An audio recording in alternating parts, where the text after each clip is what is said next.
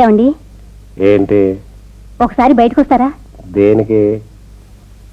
అమ్మాయి పెళ్లి గురించి మాట్లాడడానికి ఆ అబ్బాయి వచ్చాడండి. ఎవడు వాడు? అదే సీతను ప్రేమించిన అబ్బాయి పృథ్వీ. పృథ్వీ లేదు, కృతి లేదు. అదేదో నువ్వే చూసుకోపో. మీరు ఒకసారి బయటకు వస్తారా? రారా? నేను రాలంటుంటే ఈ కళావర్రాని మొహం చూసినప్పుడే అనుకున్నాను ఫుల్ కౌంట్ అని. మీకు భార్య పిల్లలు లేరా? నీళ్ళలో కూడా ఇలాగ ఆడుతుంటారా? ఒసే, నా పేకాట స్నేహితుల్ని నా ముందు అవమానిస్తేనే ఊరుకోను. కూతురు పెళ్ళాం కన్నా మీకు పేకాట స్నేహితులే ముఖ్యం కదా. నోరు మూసుకుని వెళ్ళవుతాను. వెళ్ళను.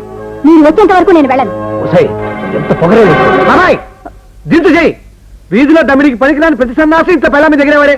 నీకు సరిగ్గా చెప్పేవాళ్ళకే ఇట్లా పాడైపోయావు. లోపలికి పదా, అది లోపలికి పదా. బొమ్మ జోకర్లా వీడొకడు ప్రతి విషయంలోనూ దూరుతాడు. నువ్వు చెప్పాక తప్పుతుందా? వెళ్తా. పదవైనా కలవరాని. పదండి. మీరు ఇక్కడే ఉండండి.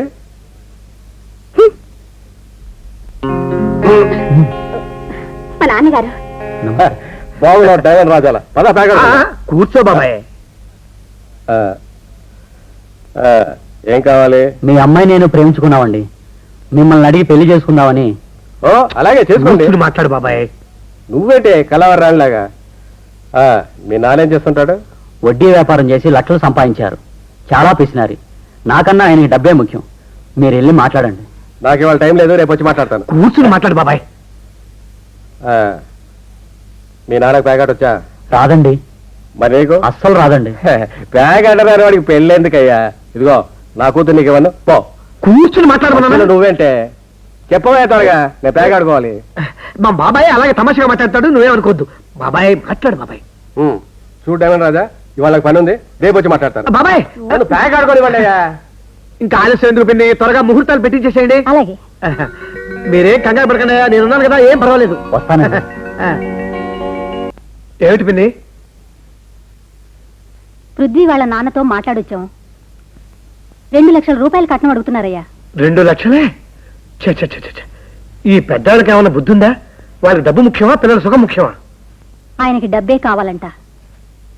ఈ సంబంధం మనం తోగలేం. అమ్మా పిన్ని, సీతమ్మ తల్లి ఎంత బాధపడుతుందో చూడు. బాధ్యత లేని తండ్రికి కూతురై పుట్టినందుకు బాధపడికి ఏం చేస్తుంది బాబు? వచ్చే పేకాటకి డబ్బు ఇవ్వని పెళ్ళడానికి నేను మొగుండేందుకు బాధపడటం లేదు. నా ఆటని రానివి కదూ. ఒక్క 50 రూపాయలు ఇవ్వే, ఒక ఆట వేసుకొస్తాను.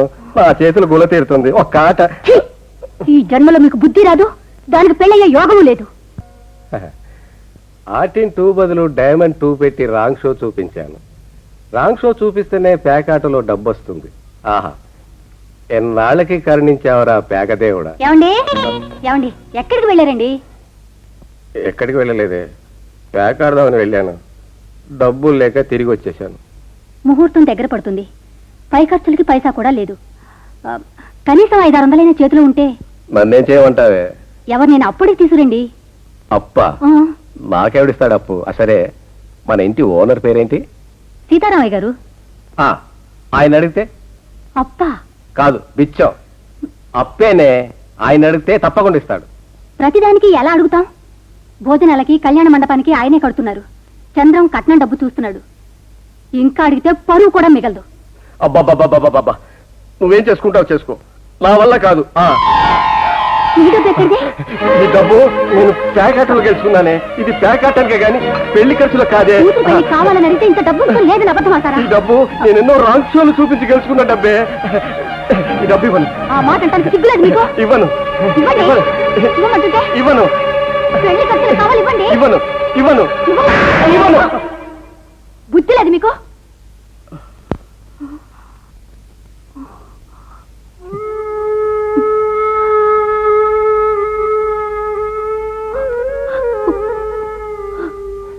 పేకాటలో డీల్ షో కొట్టినట్టు కొట్టావే.